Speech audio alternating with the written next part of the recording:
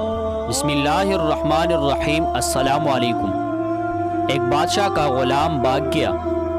کچھ لوگوں نے اس کا تعاقب کیا اور گرفتار کر کے بادشاہ کے سامنے پیش کیا۔ وزیر کو اس غلام سے دشمنی تھی۔ اس نے بادشاہ کو مشورہ دیا کہ اس کو قتل کر دیا جائے۔ بادشاہ نے غلام کو قتل کرنے کا ارادہ کر لیا۔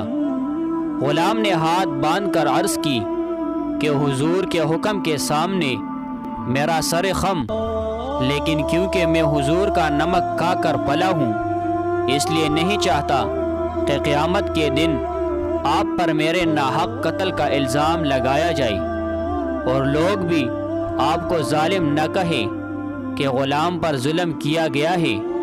اگر آپ اجازت دیں تو میں اس وزیر کو مار ڈالوں، پھر اس کے قصاص میں آپ مجھے قتل کر دیں۔ اس صورت میں میرا قتل جائز ہوگا اور لوگ بھی اس پر انگلی نہیں اٹھا سکیں گے۔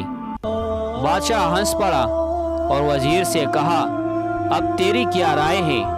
وزیر نے کہا، جاپناہ، میری رائے میں یہ مناسب ہے، خدا کے لیے اپنے پدر بزرگوار کی اس قبر کے صدقے میں اس کو آزاد کر دیجئے تاکہ یہ مجھے کسی بلا میں نہ پھنسا دے۔